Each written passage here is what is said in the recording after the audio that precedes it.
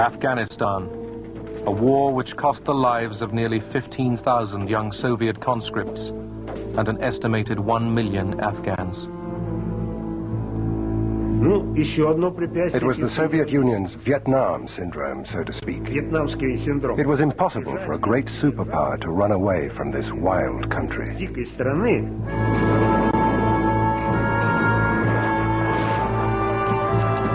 The United States supplied billions of dollars of weapons to unlikely allies, Islamic fundamentalists.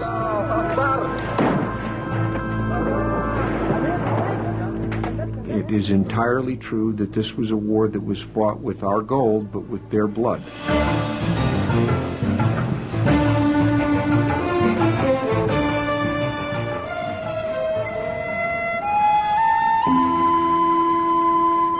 The Panjshir Valley in the Hindu Kush Mountains of Afghanistan, a rural, traditionally Islamic country of 15 million people.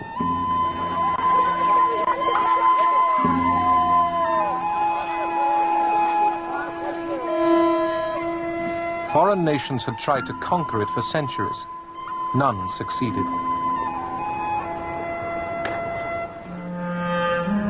But civil war and years of Cold War conflict would bring the people of Afghanistan a terrible toll of death and destruction. In the 1970s, Afghanistan became a focus for superpower rivalry. Close to the Persian Gulf's oil and the Indian Ocean ports, it bordered Iran in the west and Pakistan in the south and east.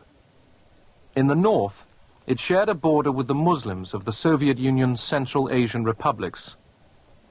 To Moscow, a friendly Afghanistan was vital.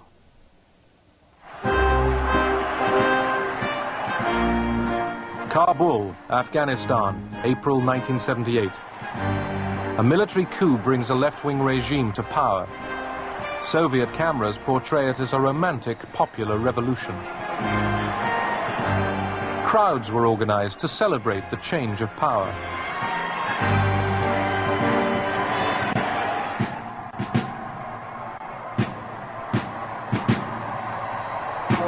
Nur Mohammad Taraki, Afghanistan's new leader, looked to the Soviet Union for support. Moscow sent hundreds of Soviet advisors to advance socialism.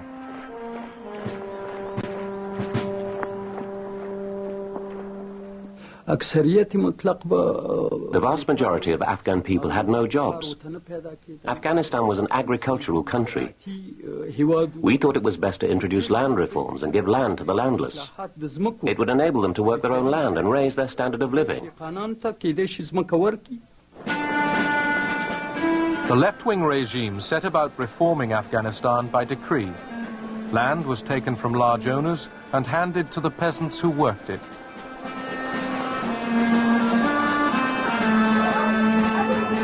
Women were encouraged to stop wearing veils and were put into literacy classes alongside men.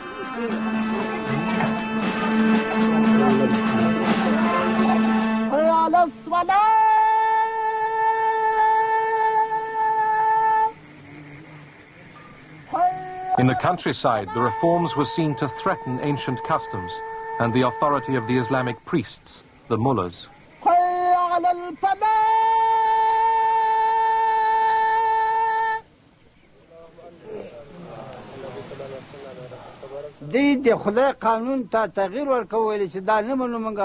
The communists were trying to change the law of God.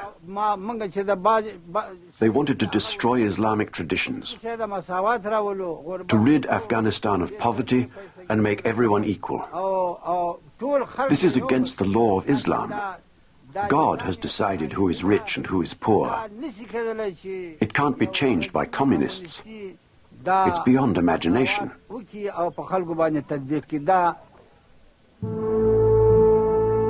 To counter communist efforts to spread their new doctrine, opponents of the reforms burnt down schools and universities.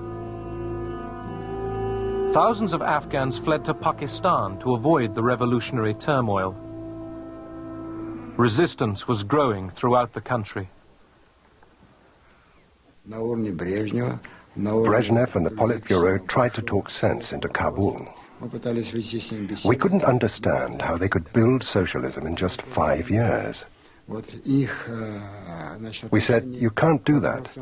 We've been building socialism for 60 years and we're still not finished. But they thought it was us that had got it wrong. Naivety was coming out of their every orifice. It was in their every word. In neighboring Iran, crowds joined the call of the Afghan resistance for a jihad, or holy war, against the godless communists. Other Islamic countries took up the cry.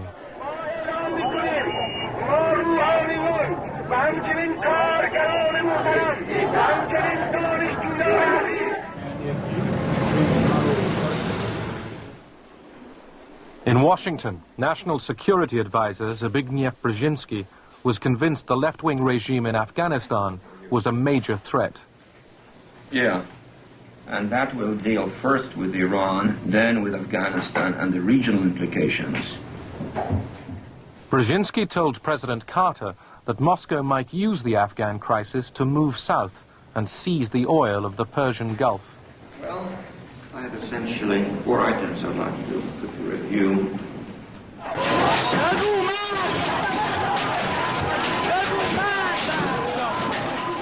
Brzezinski's fears for the stability of the region gained weight when mass demonstrations in Tehran led to the overthrow of the Shah of Iran.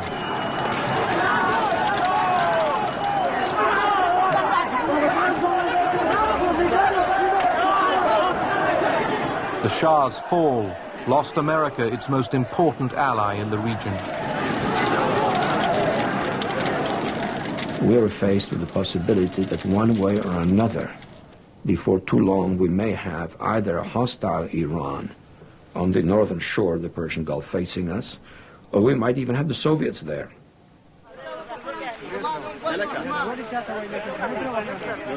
The Islamic groups fighting the communists received covert American aid for the first time in July 1979.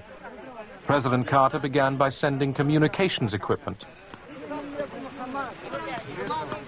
The rebels called themselves the Mujahideen, the soldiers of God. They were mostly peasants, organized by village mullahs and landowners. Many of their weapons were captured from the communist regime. From the refugee camps in Pakistan, recruits for the jihad walked for days across the mountains to reach the fighting. Ranged against the Mujahideen was a mechanized, Soviet-trained Afghan army.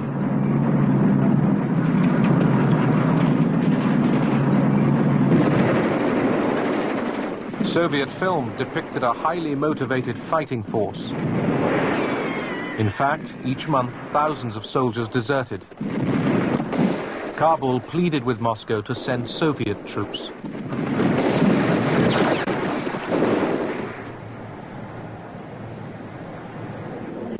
In the Kremlin, Soviet leaders repeatedly met to discuss the Afghan crisis. After mobs massacred Soviet advisors and their families in Herat, Kabul's request for Soviet troops moved up the agenda.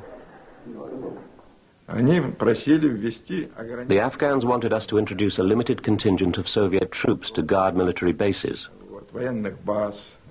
They just couldn't cope with the Mujahideen themselves. At first they spoke about a battalion, then about a brigade. They kept insisting and pushing for Soviet troops, but we kept refusing and refusing and refusing.